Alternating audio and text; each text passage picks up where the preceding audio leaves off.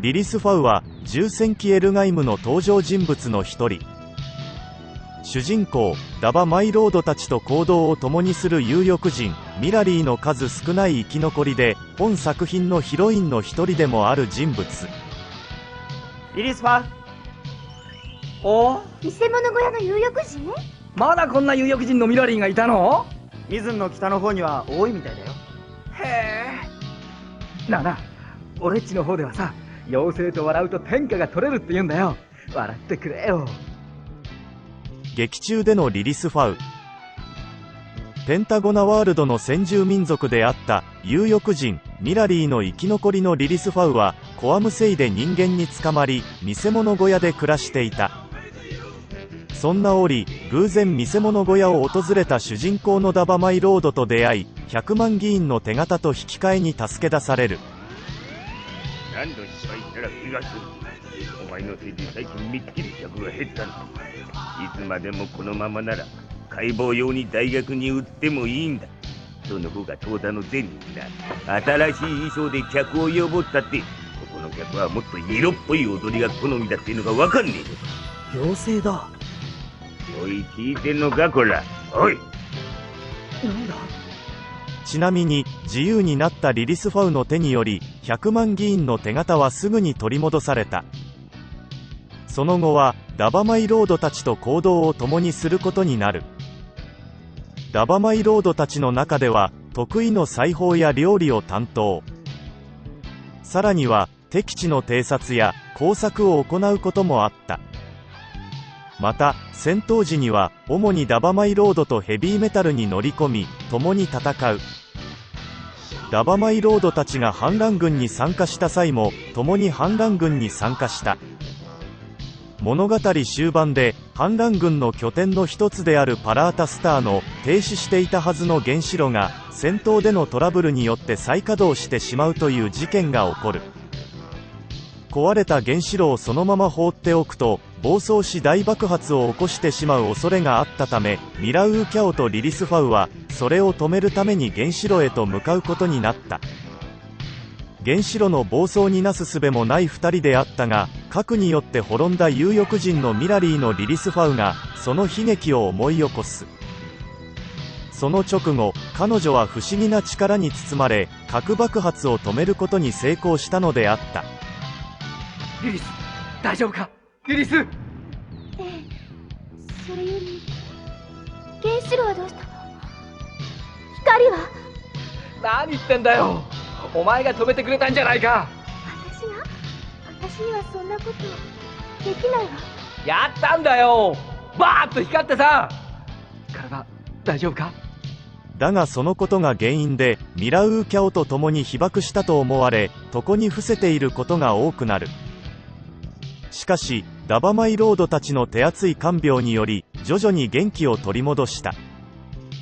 最終決戦ではダバマイロードと共にエルガイムに乗り込み、ギワザロワウのシャトルを撃ち落とし戦争に終止符を打つ。戦乱終結後はミラウー・キャオと共に生き残りのミラリー探しの旅へと旅立つのであった。リリス・ファウの人物像。本作品のヒロインの一人ともいえる人物で、年齢は不詳。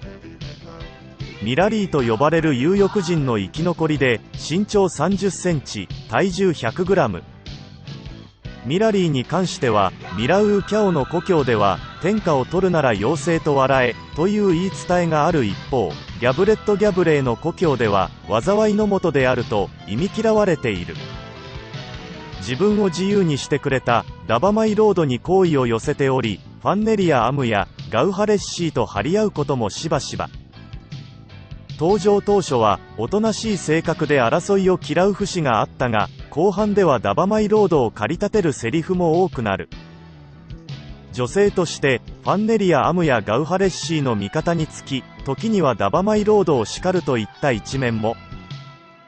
また自分専用のヘビーメタルを考案するというお茶目な面も見せた。新型ヘビーメタル、私専用のヘビーメタル。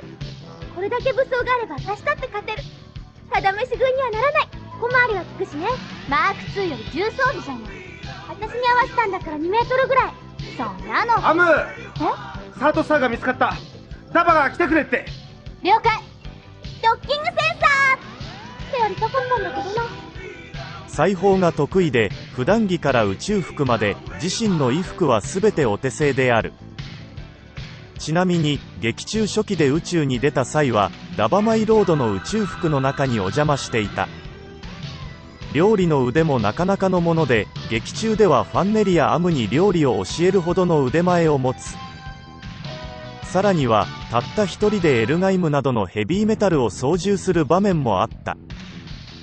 その腕前はネーモーハンの登場するオージェの攻撃をかわしながら攻撃を仕掛ける余裕があるほど。コミック版の重戦記エルガイムでは暴走しかけた原子炉を止める際に多量の放射能を浴びてしまい、その後死亡するという悲しい結末を遂げる。聖戦士団バインに登場するチャムファウとは容姿や名前が似ており、チャムファウを気に入っていた監督の富野義行氏の一存で、本作にリリスファウが登場することとなったとのこと。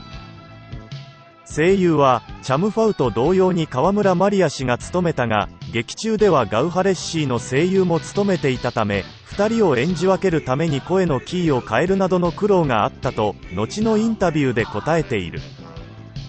最後にミラリーはその昔核によってそのほとんどが滅んだとされているが、ペンタゴナワールドの各星の人々のおもちゃにされて滅ぼされたとも言われている悲しい種族であった。私たちミラリーはポセイダルが出る前に滅ぼされたわ。なぜ？それぞれの星の人たちのおもちゃにされたんだって。他の動物と同じ？鑑賞用とか実験用に使われてね。以上がリリスファウという人物の詳細である。機体解説とは違い個人的見解も入ってしまいましたがご了承ください。もちろん異論は認めます。最後にチャンネル登録と高評価をしていただけると幸いです。